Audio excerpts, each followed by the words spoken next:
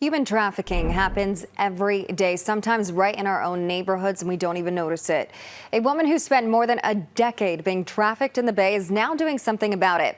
I caught up with her at the storage unit in Santa Rosa that she is using to store supplies so she can share them with victims.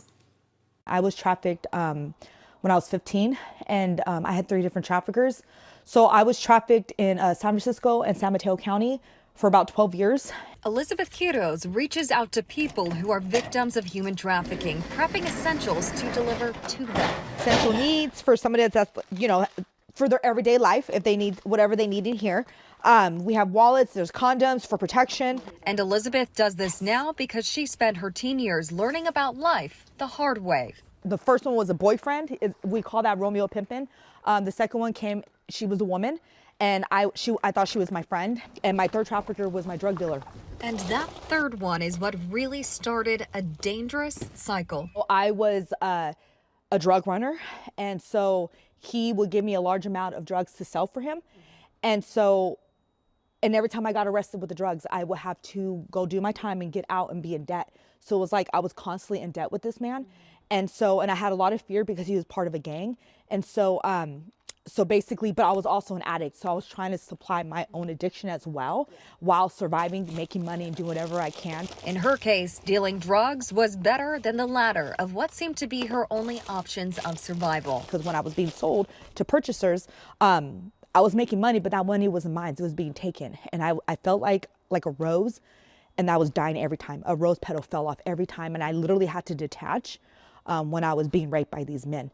For more than a decade, Elizabeth was in and out of prison where the cycle would repeat itself over and over until I did have a baby boy. And it's like he was like my main motivation to get, basically get out of that life. When I was at San Mateo County, I just started to get motivated to change. I started reaching out for support. And that support system came from an unlikely source, Christina Corpus, who is now the San Mateo County Sheriff. I had this young girl who was just so under the influence of drugs. And then I looked at her charges and I thought, oh no, she's going down a really bad path. I learned of all of her really challenging childhood that she had. She came from an abusive household, raised around gang members and addicts, completely vulnerable to traffickers. And learning that made Sheriff Corpus want to help Elizabeth even more. I don't know that she ever had somebody tell her that she was worth fighting for herself and that her child wanted to be with her. Fight she did, and her 5 years incarcerated the last time, Elizabeth got out of prison with her GED, but she did not stop there. She went to Santa Rosa Junior College and graduated with 3 associate degrees. Then she went on to Sonoma State to earn her bachelor's in sociology. And now she is working towards her master's in social justice and human rights that she will complete in the spring. Along with the education she paved the way to, she worked for a governor's pardon that expunged her criminal record.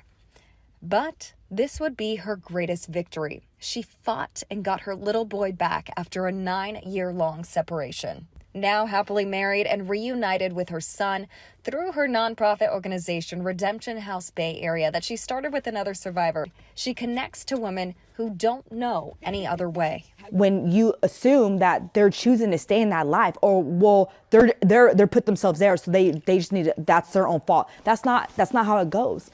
Like sometimes somebody can't get out of that life because that's what they're used to doing. They're surviving.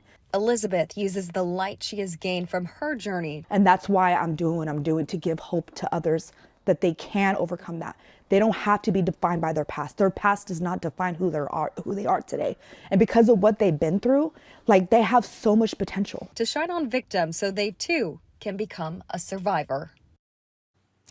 And as you can see in her story, they are running their nonprofit Redemption House of the Bay Area out of a storage unit in Santa Rosa. And actually, when I was there, it was not safe. Some had already been broken into that morning. Thankfully, theirs wasn't, but definitely impacted. So they would like to have an office soon and eventually start opening up homes to help victims of human trafficking.